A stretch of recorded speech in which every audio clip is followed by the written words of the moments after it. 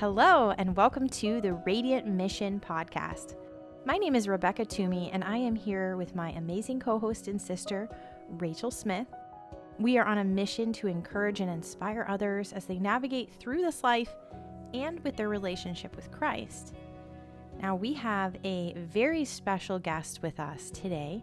Today's episode is a continuation of last week with part 1 on understanding birth with Dr. Stu.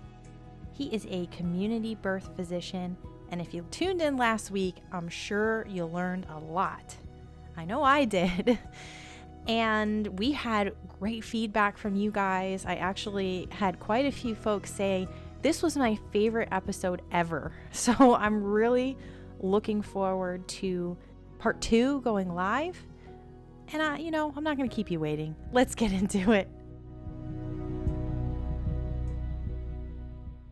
Your body is designed to deliver a baby, to grow a baby and deliver a baby. And most of the time it works. And in the midwifery model, even though, again, they cherry pick their clients, they have C-section rates from between 2 and 7%. Yeah. In 1970, in the United States, the C-section rate was 5%. Wow. And now it's 30, 31, 32% in the United States. In countries like Brazil and South Africa, it's over 70% in private hospitals. Yeah. In Miami, it's 50%. Yeah. What are we doing to this? Again, there's no thought given as to what we're doing to our species and the future generations. Every time you mess with Mother Nature, there's a ripple effect. You may not see it initially, but it's happening. And That's over a great time, point. Yeah. everything that you do, if you give penicillin, great, you can save somebody, but then you create methicillin-resistant Staph aureus. And then you have to keep chasing your tail. It's like with viruses. You give a vaccine, the virus mutates. Yeah. Nature always figures a way. It's a cascading effect because, just thinking of my own experience with 2 C-sections, I had a terrible time breastfeeding. My supply, the quality of my milk, my babies were failure to thrive. It was just a cascade through their life that then tied them to a system that we then were giving formula. And I never labored. I went through this medical model. So it's, for a C-section rate of 50%, and how many women are then affected that way. And then that affects that child for life and how they develop. Yeah. The medical model doesn't necessarily want you to get well. The individual doctors and nurses probably do. Yeah. But the medical model, and the pharmaceutical companies don't really want you to get well. And the thing about the breastfeeding thing afterwards is, again, the medical model, generally you deliver your baby, whether it's by C-section or vaginal delivery. You may see a lactation consultant once or twice while you're in the hospital. Then you go home and the doctor says, I'll see you in 6 weeks. That's classically the obstetrical model. That is ridiculous. Yeah. I thought it was normal until I started working with midwives. And I learned that, no, we'll come back on day 1, we'll come back on day 5, we'll come back on day 7. We'll have a lactation consultant come on day 3. And if you're having any problems, we'll come over and we go to their houses. And, England has a system that's better than ours because they have the National Health Service where they have midwives that can follow you prenatally in labor. Or if you transfer to the hospital, they can still come with you. And then they make home visits afterwards. The medical model doesn't accommodate that. Yeah. Probably partly because insurance doesn't pay for it. Sure. Yeah. Dr. Stu, Oh, go ahead. Did you have a heart attack the first time you saw someone eat a placenta? No, I didn't have a heart attack, but again, yeah, did I think it was, I did think it was out there. I'm sure a lot of the things, the people that want to burn the cord. And how do you feel about that? Me started on lotus births or something like that. I mean, yeah. How do you feel about all that? You know what? It doesn't affect me at all anymore because it's a choice that they're making. I don't know of any downside to doing it. Yeah. It doesn't take any extra time on our part. Okay. Because if we're going to be there for 3-4 hours after the birth anyway, so to take some placenta and put it in a smoothie is not a big deal. Right? I've never seen someone take a piece of placenta and eat it. You haven't? No, I'm sure that they do, but I most of have the time, actually heard that it's a natural way to prevent hemorrhage, that if you have heavy bleeding and you take a little piece of the placenta and you put it in your cheek, it will prevent hemorrhaging. I've heard of that, but that's not the same as eating it. No, no. I mean, some people will eat it, but I guess you have to eat it right away, huh?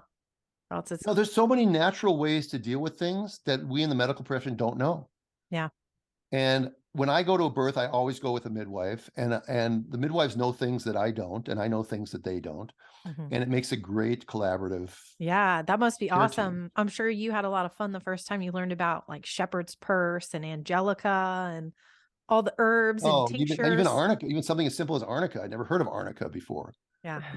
Pulsatilla, uh, Uh-huh. some crazy roots. There's all kinds of roots. I don't, some bark and The, some roots. And the pulsatilla, isn't that one used to help flip a breech baby? oh, Is you're that asking me? I have no idea. He doesn't use the herbs to flip There's the babies. He just delivers Okay. them. Okay. No, there's antimonium, which I think you give to a baby who's got like wet lungs when they're born. It's a Okay. little, that's homeopathy. You put it under their tongue. Yeah, yeah. Well, a baby, you can't put it under their tongue. You just hope you put it in their mouth and hope it goes where it goes. I have some But pulsatilla, Rachel. If you want to try it, let me know. It might be something else. I mean, it's like I think I have it for mucus. It's like for there's I don't think your listeners should pay attention to this segment because yeah. I don't think none of us know what we're talking about. We are not Yeah. providing medical advice right now. We are and just we're not homeopathy experts. we're just chit-chatting.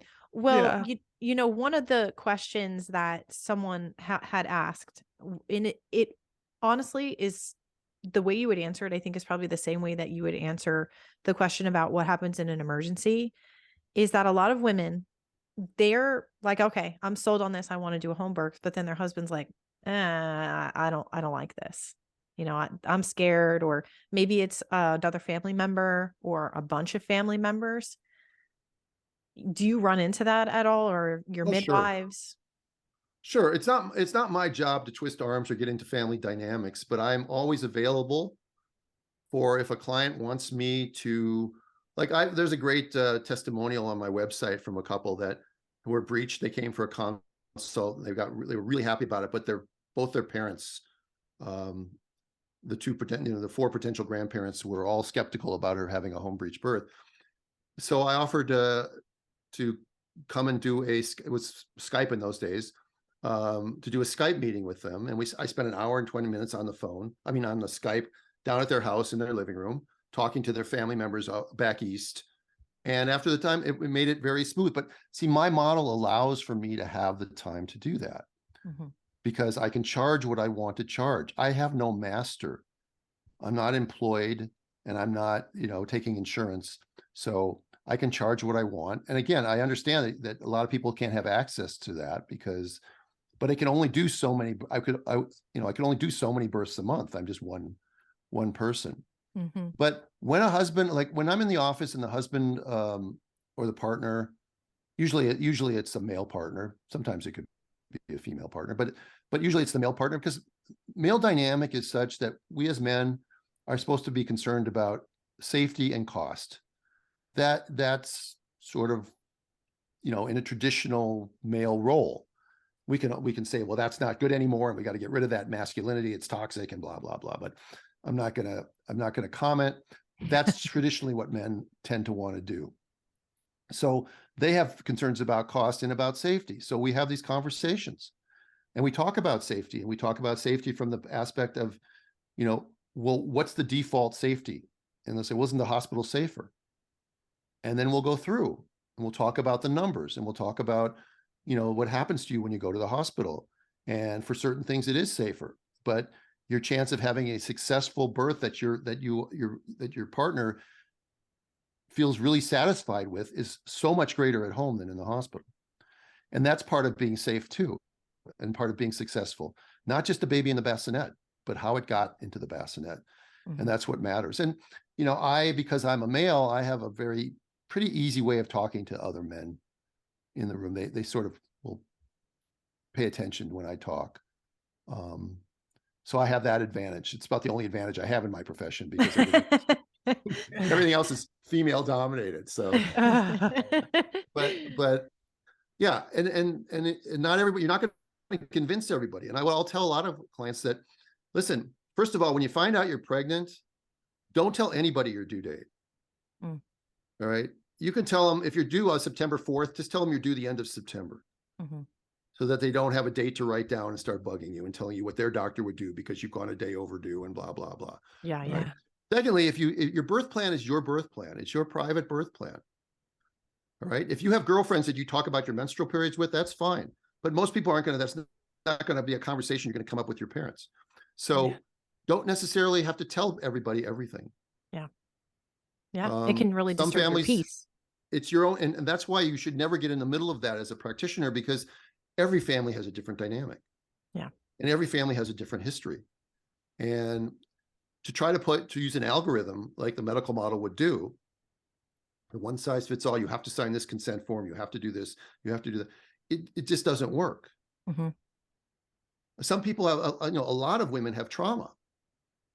Yep. A lot of women have been assaulted. A lot of women have been abused. So, a lot of times bullying a woman in labor is just a flashback to that abuse. Mm-hmm. Absolutely. And then what are you doing? Then you're taking that mammal and you're having them secrete all the wrong hormones at a time when they're supposed to be trying to go into labor.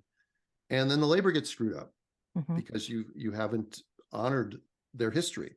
And how can you expect a doctor who's never met you before, who's working a shift, to honor your history? He doesn't have time for that. He's got 16 other people on the ward in labor. Yeah. Yeah. So that's a great the point. system is completely busted. If people can find a midwife, that's where they should start. And even if you have a pregnancy that would be considered higher risk, like type 1 diabetes or twins, from the very beginning, get prenatal care with a midwife, even if you have to go with an OB as well. Because you're far more likely to have better nutrition and better stress reduction and better sleep and all that stuff, because a midwife will take an hour every time talking with you, whereas your OB, who might love to take an hour talking with you, doesn't have that kind of time.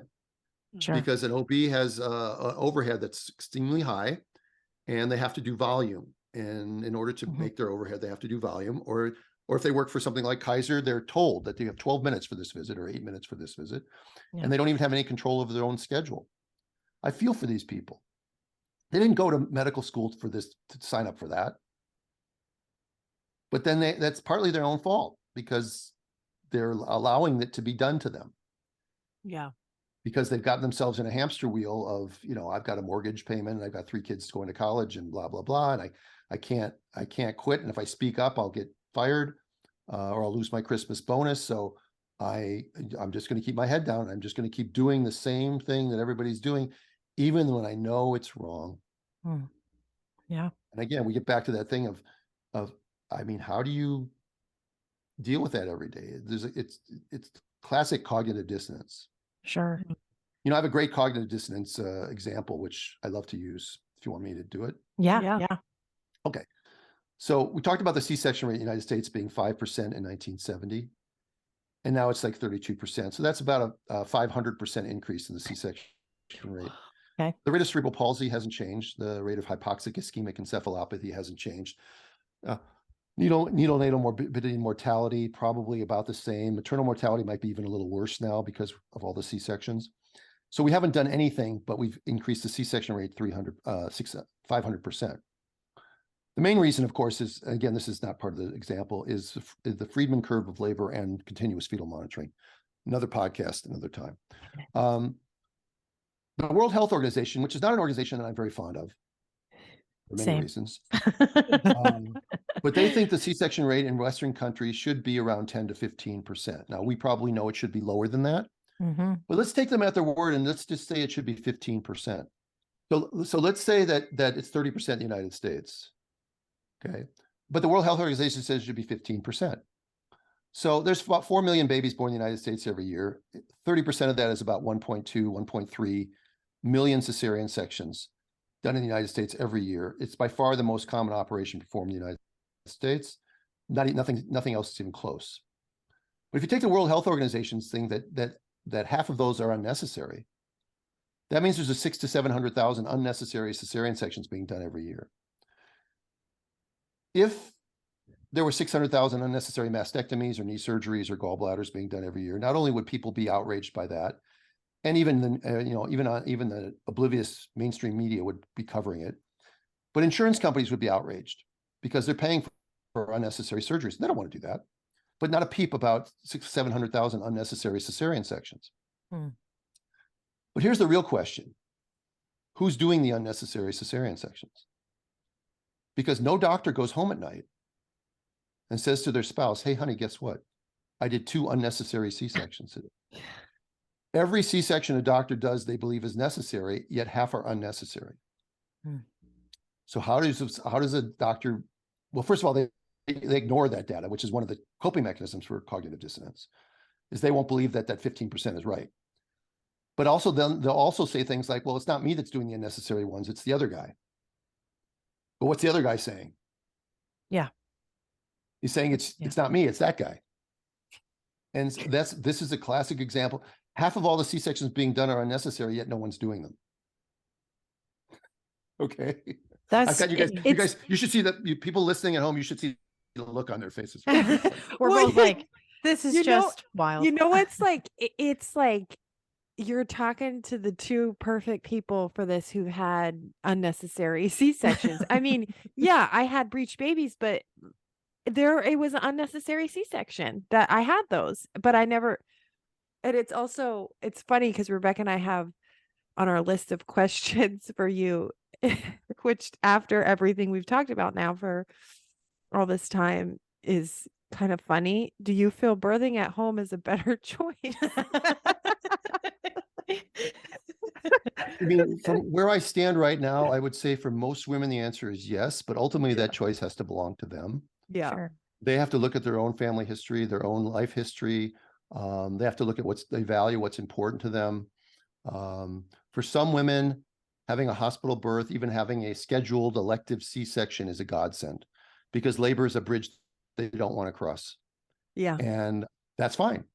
As long as they've been given informed consent and they're told the risks of the cesarean, and they're told that, by the way, they asked the question that's never asked of a primate who's breech, the question that they never ask you, and I would be shocked if they asked you this. When they're telling you need a C-section, did anyone ask you if you wanted more children? No. No. Right. Definitely not. Right. So all they've done by doing a C-section for your breech is they've taken the risk they might have saved on that breech and now pushed it on all your future children. Yep. But they don't say that. I definitely had a 100% unnecessary C-section, Dr. Stu, in that my daughter was in my pelvis. You could see her head. They knew that she was sunny side up. And this doctor literally just was tired of how long it was taking and said, she was pushing for 4 hours. That you could get an infection. So you need to move to a C-section. And I said, I don't want to. And she said, well, you have to. And she had cleared the room of all the midwives that were in there. Yeah. What was that? Of all the witnesses. Of all the witnesses. Yeah. I was crying about it. And then here's the worst part. I don't think I even told you this. When she brought me in to do the C-section, she cut my bladder. So that was just a whole other situation. She didn't have the confidence to repair it because I know some OBs do repair. The urologist on staff didn't feel qualified to repair it. So I had to wait for 3 hours on the table for this guy to show up to come sew my bladder. This is hilarious in a pathetic sort of way. She's telling you need a C-section because you might get an infection. And then they cut my bladder. She's sitting open on the table for 3 hours. Yes. Yeah. Isn't that hysterical? It's hysterical now. It's tragic. It's hysterical now. It was really traumatic then. I mean, to go home from the hospital with a baby and a catheter, and then to have to go to this urology office, and like I'm a new mom with a little baby. There's nobody else in that office that was like me. Under 60, yeah. It was an awful experience, and I was the definition of that word, unnecessarian. I was an unnecessarian. Never should have gone back for that C-section in the first place. And it's why I'm so passionate about physiological birth now, because after having gone through it and having another opportunity to have another baby. Thank God that I was able to get pregnant and have more children and to go through it again.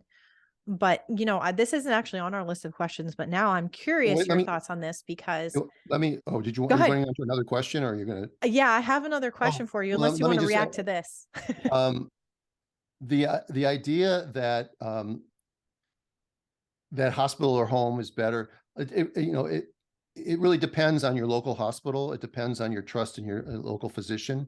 If it's But my it's local also, hospital, don't it's go. also important to realize that you don't necessarily have to go to your local hospital. You can travel to another town. You can cross state lines True. if you have to. This is a life event. Yeah. You've heard the analogy about weddings. Imagine if you were going to get married, but they were telling you who you could invite and what color the invitations were, and you couldn't have the chocolate cake, you had to have the vanilla cake and all that stuff. You would never go for that sort of thing. And they told you you had to have it at this venue, and you said, no, I want it at this church, and you can't have it at this church. You have to have it. You'd never go for that sort of thing.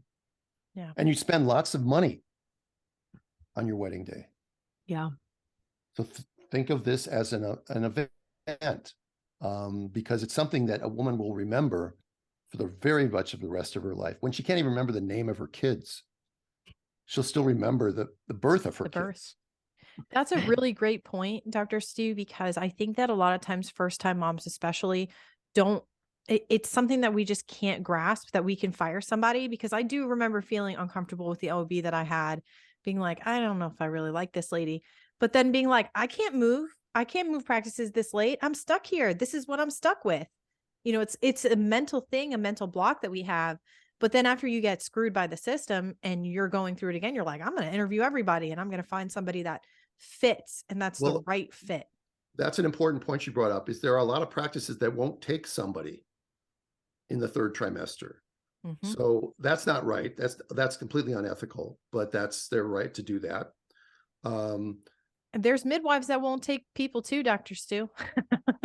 No, that's I know, the situation I know. That's the situation that I ran into. I know, but the midwifery model is such that a relationship really matters. Yes, that's true. Whereas the medical model doesn't matter as much. But the idea that they won't, that you can't transfer late in the pregnancy leads you back to the beginning of your pregnancy. And one of the things I learned when we did an interview with the Down to Birth podcast team, and they talked about some red flags. And one of the big red flags that I think is brilliant is when a woman goes to her OB doctor for a visit, they're always a little anxious, a little apprehensive. So the question you ask yourself is, how did you feel when you walked out of the office? Did you feel better or did you feel worse? And if you consistently don't feel better, or you feel actually worse after your appointment, then that's a sign, get out of there. Find something new, change. Yeah. Absolutely. You have to. You have to. And not everybody can please everybody. Yeah. Every practitioner, including myself, we've had people who come to our office who end up leaving because they don't like the way we said something or the way we did something. That's possible. And that's fine. But that's, at least I admire those people that left me or left some of the midwives I've worked with, because they knew that wasn't a good fit for them. They didn't just put up with it. And I don't want to be taking care of somebody who doesn't think I'm a good fit for them either. Sure. There has to be a mutual trust there. Yeah. Well, in our model there is, but in the medical model there isn't, because a lot of times, like I said earlier, you're going to be cared for by somebody who you've never met. Yeah. And by the way, when you come in labor, the primary caregiver you have is the nurse that's on labor and delivery. And you've never met her before. Nope. Yeah. Stranger. And then you finally get to like her. And then what happens? And then her shift changes. You get somebody else. Yeah. 7 o'clock rolls around, you get change of shift. She's gone. Right. Yep. Exactly. When I had my second and the home birth situation and all that good stuff, and I was working with a midwife because I was going to have, home birth. And I don't know, this was going to probably make you mad too. So that same lady that checked my scar, that was all worried about uterine rupture, she asked on my way out, is there anything else I can do for you as I'm leaving this appointment? And I said, you know what? My midwife has been having a hard time getting the full operations record from my C-section. She had all the summaries. She knew I had a bladder, that my bladder was cut during my C-section. She knew I had hysterotomy extensions, but she hadn't actually gotten the report to read. So I said, can you help me get this? She said, oh, you just have to call. You have to call a phone number. And I'm like, okay, I'm at the hospital. I'm going to go to records and just get it. Well, apparently this set off a red flag in her mind because she decided to go look up my records herself and read them. And at the same time, I had gone down to the records department. I pulled them. I took a picture of that page, texted it to my midwife. Well, I get a phone call not too long later, right after I got home, from my midwife, who said, this doctor looked up my records, read the operations report, and saw that it said on the last line, not a candidate for TOLAC due to extensions, and scared my midwife out of continuing to be my midwife. She told her, if you, continue to be with her and she has a uterine rupture, you're going to lose your whole career. This is it for you. And my midwife backed out. I was 35 to go right at 36 weeks. It was too late at that point because, like you said, you have to have a relationship with midwives to get another midwife. And so my options were, because I called the other two midwifery services in my area, had detailed conversations with them, both wonderful people, but it just wasn't enough time for them. And I was left with what? Either go to the hospital or stay home and see what happens. And I had studied like a midwife myself up to this point. And so I ended up having an unassisted birth with no midwife. And this is a scenario that I've seen a lot of other women get placed into, and it's just kind of sad, that. Yeah, it's the fear. I think you've talked about this in some of your other podcasts. It's the fear that runs through the system, that, if I step over the line, I can lose my livelihood. This is the fear that runs through the medical system, and midwives have the same fear. I mean, in California, midwives are doing things to women that are 41 weeks and 5 days that they would never do if there wasn't a 42-week rule in California. Yeah. They're doing cervical sweeps, and they're putting them on castor oil, and they're doing, Foley balloons and stuff to get women into labor, because in 2 days, by law, they have to abandon their patient. Wow. The brilliant people of Sacramento thought this was a good idea because they're advised by the brilliant people of the California Medical Association and the American College of OBGYN, who are nothing more than a trade lobby. They are not vested with your medical well-being. That is not their concern. Their concern is to keep a monopoly on their trade. And they don't like to be called out. By the way, they'll never be listening to your podcast anyway, so it won't matter. Yeah, you never know. No, they won't. Yeah. But people who watch Fox News only watch Fox News. People who watch MSNBC only watch MSC, and they're uncomfortable watching the other thing. It's very uncomfortable. I have to read all the literature that ACOG puts out. I get aggravated every single day because I'm seeing all this stuff. They will never. They don't have to read midwifery literature. They don't have to, right? Maybe it would break them down if they did. I'm working on it. It's an imbalance. At some point it has to collapse because it's not sustainable. Absolutely. This kind of brings us to, one of the big themes of our podcast. Speaking of our podcast, is, we're faith-based. Rachel and I both have a lot of faith in God and in his creation, and that he created our bodies to give birth.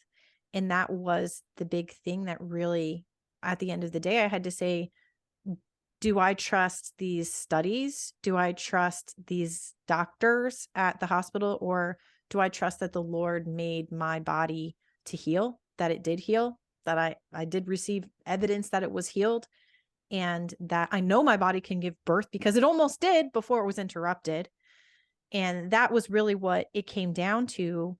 And I think so many women just need that encouragement that their bodies were built to birth, that they were made to give birth. And like you said, the baby has to come out. And perhaps some people, there will be certain scenarios or situations where they may not be able to birth naturally for whatever reason. But to scare the majority of the population for a minority of situations to me personally doesn't seem fair. I couldn't have said that any better.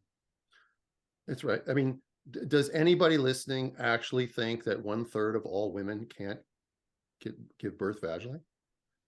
Yeah. I mean, that is Doesn't make considered the sense. norm in the medical community, and no one bats an eyelash at it. But if you actually step out of your box and look back at that, and you'd say, that's absurd.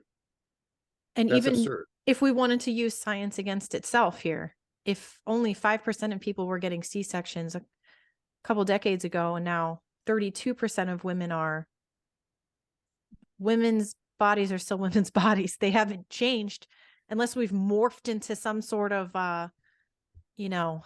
birthless bodies, but that's not the case. Well, We how know. would we Well- be making it as a species if this was like really necessary? Yeah. Like remove C-sections from even like existing, like they didn't exist in the past several hundred years ago or so. And yeah, birth could, end very badly. And there was, some situations, but it wasn't 30% of them. Like it just doesn't logically. No, I mean, maternal mortality was, you're talking back in the 1700s, Yeah. before germ theory and before Semmelweis figured out you just have to wash your hands. Right.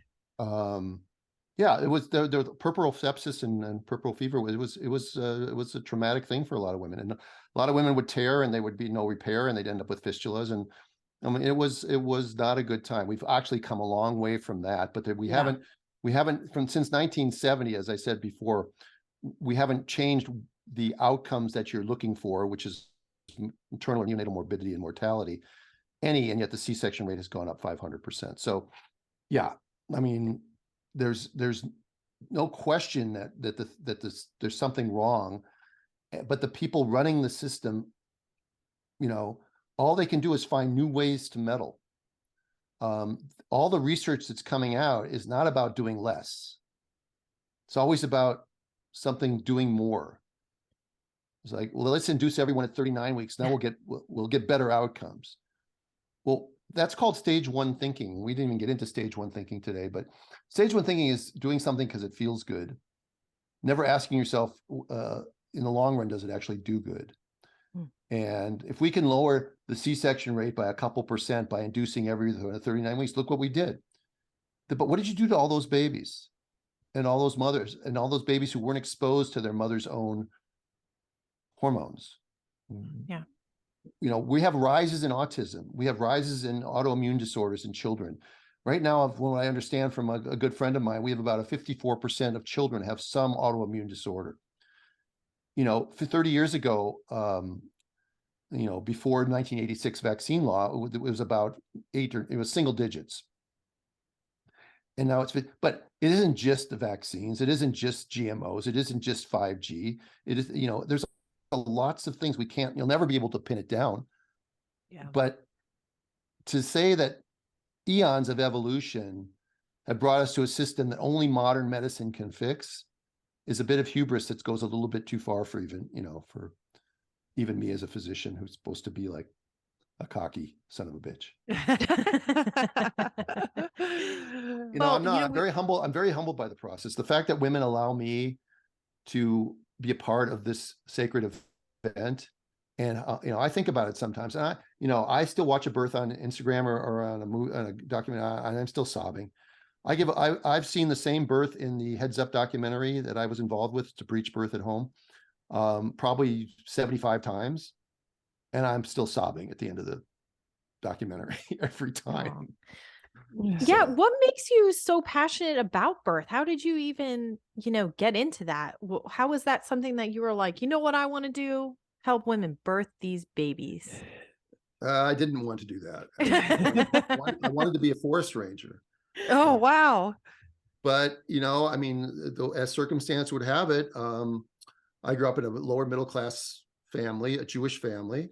And what did mothers want their sons to be? Doctors. So, even though my mother and I batted heads our entire life, I probably went to medical school because I didn't know what else to do with my life. And I was good at science. I was a good student. I got good grades. It was easy for me. It's a different period of time. I don't know that I'd get into medical school in 2023. You know, as a white Jewish male, I probably wouldn't get in. So that's a whole nother topic. That's another there too. podcast. Yeah.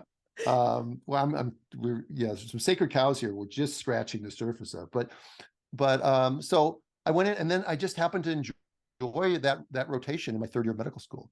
I had no idea that that's what I wanted to do. I liked internal medicine. I liked fixing things, and I liked being a sort of an investigator. And I think internists, they're trying to diagnose diseases, and they're it's kind of a cool thing. But I really like the fact that I could do surgery, I could do longitudinal care, which is taking care of people over time. As an OB, I could deliver babies, I could do a little endocrinology, a little psychiatry. There was so much to it. And then it was fun catching a baby at 3 a.m. instead of like pushing chemotherapy on a 12-year-old, which was the rotation I had before that, which was heme-onc. And actually having a couple kids die on my service during that 8-week period. I think it was 8 weeks. Might have been 6, I think it was 6 or 8 weeks. That's And then I'm catching a new life. So I was sold on that. And again, when you're young, you're naive and you're energetic, and you don't think about the hours, the liability, being on call. And medicine was a whole different thing even then. Back then, medicine in the 80s and 70s and 80s, when I was training, was a thing where doctors had some status, and they could make a lot of money, and they could make their own decisions, and they ran their own practices. And doctors, even in those days, actually ran the hospitals. And slowly, when managed care came in the 80s, it slowly all changed over, and doctors became an obstacle for the business majors and the people taking over the business, because we were the ones that had the power to provide the service, and they needed us. But then they found a way around that by ending up making us employees instead of just, hospitals used to just be there, and then private doctors would apply for privileges. Now most hospitals have full-time staff. And in labor and delivery, they have what's called a laborist, somebody that just comes in for 12 hours and catches all the babies that come in that period of time and then goes home. And the private doctor is obsolete in many, many places. They're still struggling to do some, but it used to be that 70% of doctors were private, and now it's about 20%. And it will eventually become extinct unless it makes a comeback outside of that system. And I think there's enough people in the world right now that have fed up with corporate and government collaboration becoming so impersonal that they're looking for alternatives. And they're forming communities of like-minded people. And they're looking at alternative medicine, which again is a terrible term. It's another one of those language terms. It isn't alternative medicine. It's another form of medicine. Sure. Ayurvedic, like functional medicine. Like functional medicine, like Ayurvedic medicine or naturopathic medicine, or acupuncture or herbology, or that sort of thing. So and I think people are finding that a lot of what we've been taught was wrong. I mean, what people are finding out now, that's how I evolved in the 90s and 2000s, was I began to have to unlearn everything that I was taught. People are finding out now, because of the stuff that's coming out about the whole COVID vaccine scandal, with the hiding of information and the clinical trials not being real and all that stuff. They're finding out that maybe I should question, if my doctor is so pro this vaccine and this vaccine sucks, then maybe I got to take a look at my doctor's other things that he's recommending. And I hope people ask. I hope people think that. Yeah, it's good. It's good. They should challenge it, because it's making them really uncomfortable. Yeah. I said, I hope they question it. It's time. Yeah, absolutely. I wanted to ask you, because you mentioned before about talking to males, that it's something, you get to kind of your thing. You're like, I get to talk to the men. Do you I'd like to hear if you think that there's a difference between husbands or partners, male partners, in the hospital versus at home, because at home they kind of seem to fall more in that doula role almost, where in the hospital, I mean, I just hear all kinds of stuff about, men that pass out, or the husband is getting treated by the nurses because he can't handle the blood, or whatever the situation might be.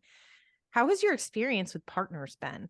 Well, the problem with the hospital model, and again, this is not all hospitals. Nothing is always or never or always whatever. But the father is treated as a third wheel or fourth wheel or fifth wheel in the hospital. The father, they don't incorporate the father into the role of importance. So I hear many fathers talk about how they didn't even know where to stand or what to do or what to say or whatever else, and they wanted to stand up for their partner because that's what males do. And they were put in a place where they don't know anything, and these experts are so-called experts are coming in and telling, and so they get disempowered, and it's very demasculating for a lot of them. In the home setting, it's a whole lot of different things, but then also you have to realize that the kind of families that choose home birth, you're already starting with on different levels, because they if they're choosing home birth, then the husband's usually part of that decision process. Yeah. And has been coming to some of the prenatal visits. And again, our visits are worth coming to because we spend an hour talking to them. And, if to take your wife to the obstetrician, you spend 40 minutes in the waiting room, and then you're in the doctor's office for like 9 minutes. Yeah. You pee in a cup, and then they ask you if you have any questions, and then you leave. Right. So, yeah, I know that we've been sort of, mocking that system. It deserves mocking. It's not everybody, it's not every doctor, it's not every hospital, it's not every nurse, but it's enough. It's such a huge number that it deserves to be talked about. And you could talk about it in a nice way, but sometimes you need to be forceful to make people listen. Well, you're being real. You're being real though. And that's what I appreciate about this, is so many people don't know this stuff going into their first birth. And then they're like, why didn't anybody tell me? And at least if they hear something like this, they're hearing the truth behind it, whether the truth sounds pretty or it sounds real. I think that's what's important to take away from this conversation, is what's been sharing is the truth. What's been shared. Yeah, I would say that people will say, well, it's my truth and your truth and stuff. I mean, there are facts that can't be disputed. And I guess you're right. Some people's truth is that their experience was fine. They didn't have a problem with any of this stuff. I want every woman to have that feeling when she leaves, whether she had a C-section or an induction or a vaginal delivery or a home birth or whatever. It would be ideal, because ultimately it shapes, like you were talking earlier, Rachel, it shapes how you bond with your baby, how you breastfeed, how you feel about yourself, how your own self-esteem. There are so many women that have had 1 or 2 C-sections that when they have that successful VBAC at home, or VBAC in the hospital for that matter, it's a revelation for them. Their whole life changes, their whole self-image changes. And it's great. And that's one of the beauties of what we get to do when we support choice. We support informed decision making, and we don't always have to agree with our client, and we don't have to skew our counseling to get them to do what we want them to do, because we're not necessarily worried about what the hospital administrator is going to say to us on Monday morning. And we're not worried about the lawyer, because people who are doing home birthing are well informed, and they sign consent forms, and we have long conversations, and everybody's aware of the uncertainty. See, the midwifery model trusts birth, and they accept uncertainty. The medical model doesn't trust birth; they fear it, and they don't accept any uncertainty, and they try to control everything. And when you try to control everything, as I said earlier, it creates chaos. Yeah, definitely. Because you can't, and then you freak out, and then you don't know how to go around the leaf. I love that analogy. Then you don't know how to go around the leaf. What do we do? Bring it back around. Down. Perfect analogy. Go around the leaf. Right. Is there anything that you wanted to leave us with, or any last words?